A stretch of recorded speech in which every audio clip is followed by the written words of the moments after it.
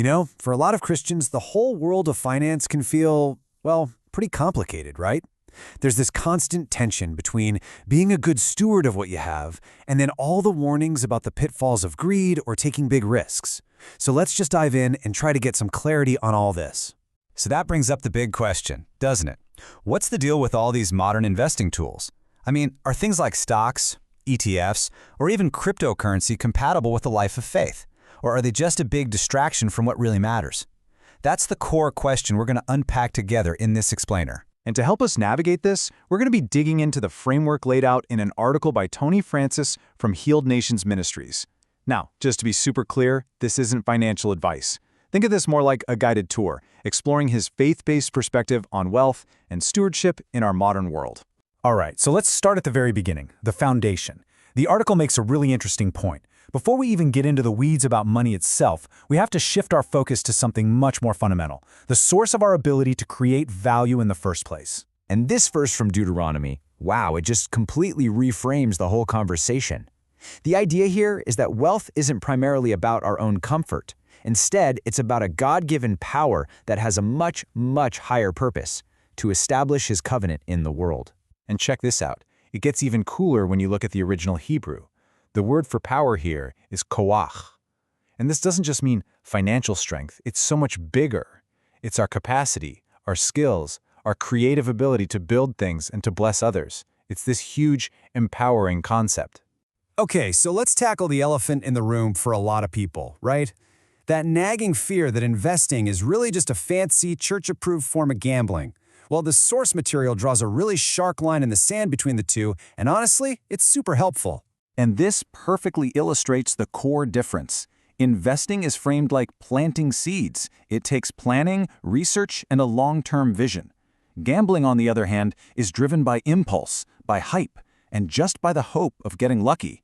You see the difference?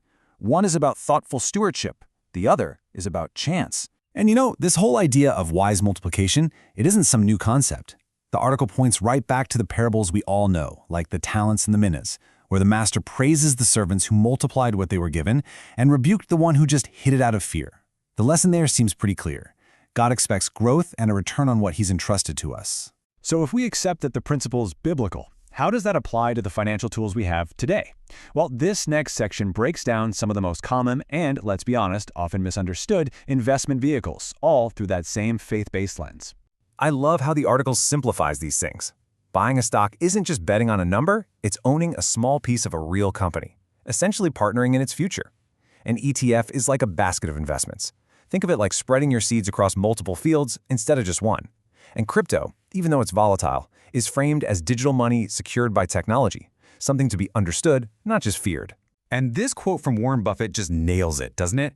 It perfectly captures this key theme that wise investing, whether you're looking at it from a biblical or secular lens, requires patience.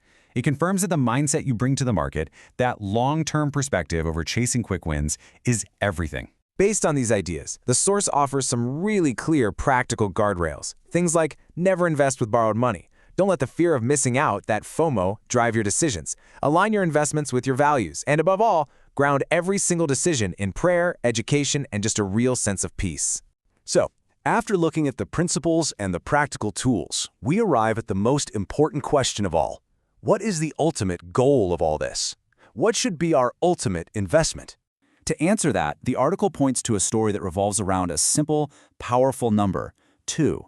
It's the story of the widow who gave her last 2 small coins at the temple. And while others gave from their abundance, she gave everything she had.